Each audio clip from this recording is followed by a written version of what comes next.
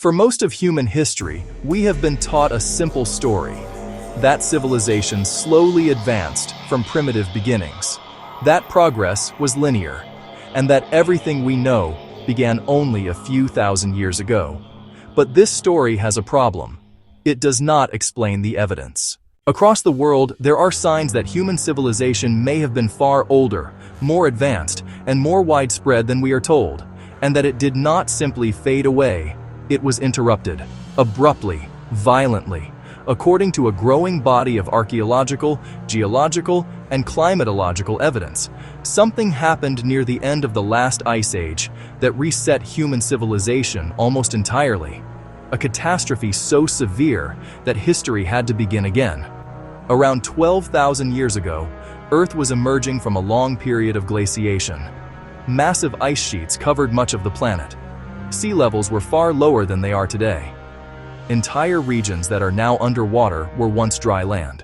Then, suddenly the climate changed. Temperatures rose sharply, ice melted at an extraordinary rate. Sea levels climbed by more than 100 meters in a geologically short period of time. Coastlines vanished, rivers flooded, habitable land disappeared. This was not a gradual transition. It was a shock. Modern science calls this period the Younger Dryas termination.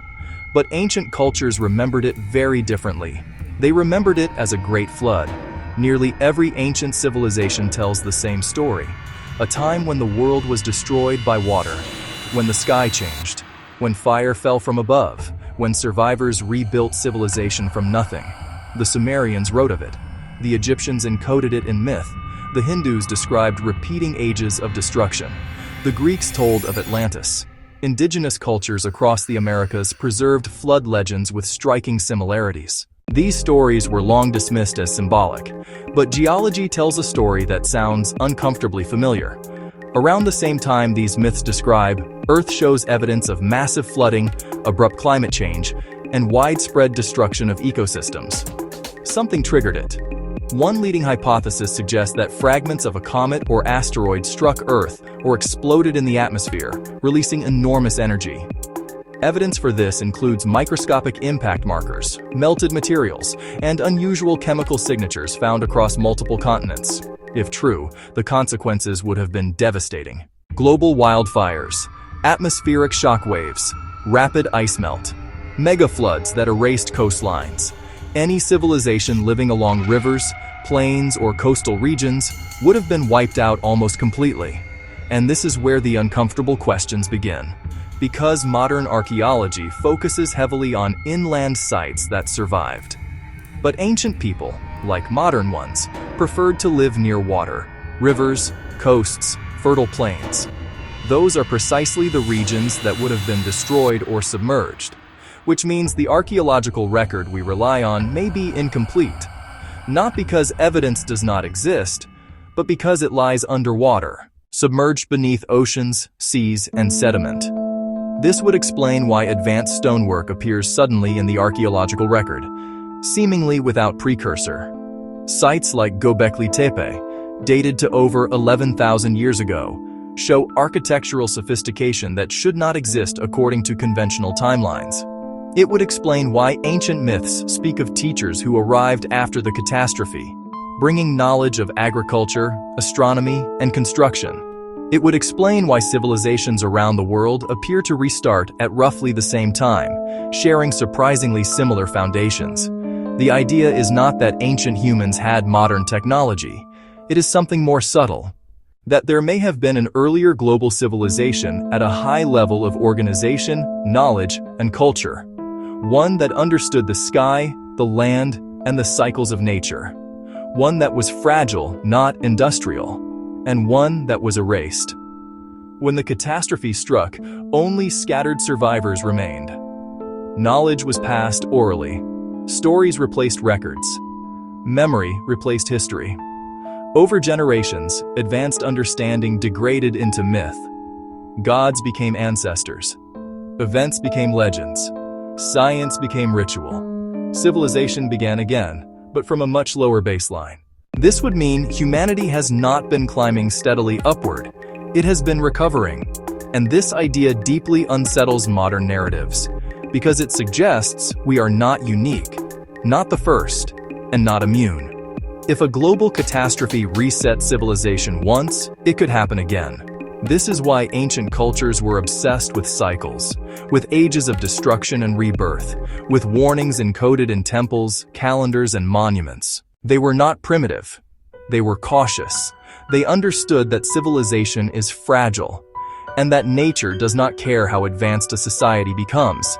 The ancient catastrophe did not just erase cities. It erased memory. It erased identity. It erased proof. But it may not have erased everything. Fragments remain, in stone, in myth, in patterns repeated across continents. And the more we discover, the harder it becomes to believe that history began only once. Perhaps the greatest lesson of the ancient catastrophe is not about the past, it is about the present. Because if civilization was reset once before, the question is not whether it can happen again. The question is whether we would recognize the warning signs if it did. What makes this ancient catastrophe even more unsettling is how precisely it appears to have targeted the foundations of civilization itself. The destruction was not random. It struck coastlines, river valleys, and fertile plains, exactly where early human societies would have been most concentrated. These were the regions best suited for agriculture, trade, and population growth.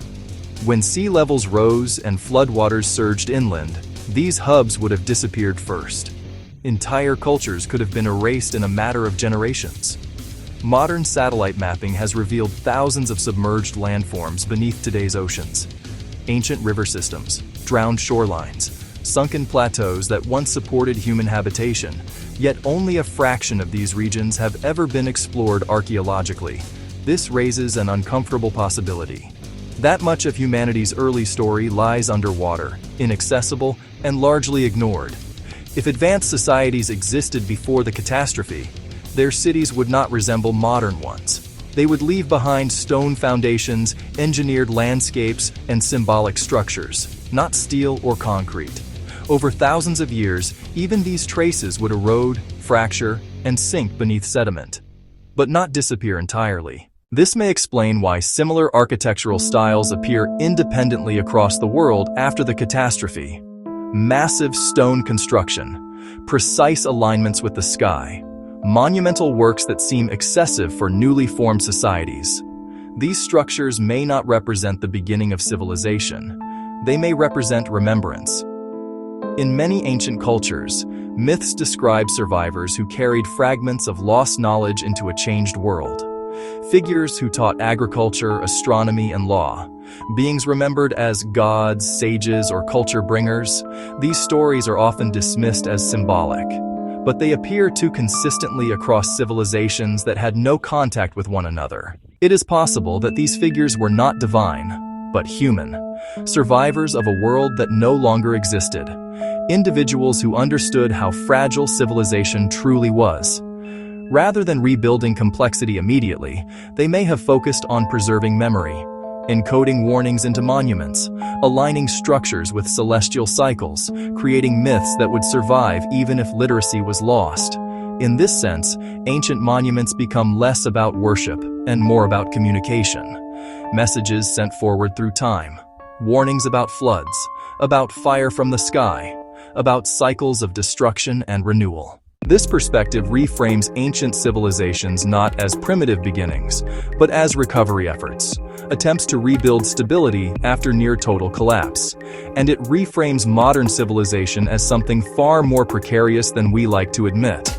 Because the same forces that reshaped Earth 12,000 years ago still exist. Asteroids still cross our planet's orbit. Climate systems remain sensitive. Ice sheets still hold enormous potential energy. The difference is not vulnerability. It is awareness. Ancient cultures may have understood that catastrophe was inevitable, but unpredictable. Their response was not domination of nature, but respect for it. Their stories were not fantasies, but survival manuals disguised as myth. If civilization truly was reset once before, then progress is not guaranteed. It is conditional. And the greatest danger is not ignorance, it is forgetting. Forgetting that civilization has fallen before, forgetting that it can fall again, and forgetting that history may be far older and far more fragile than we have been taught.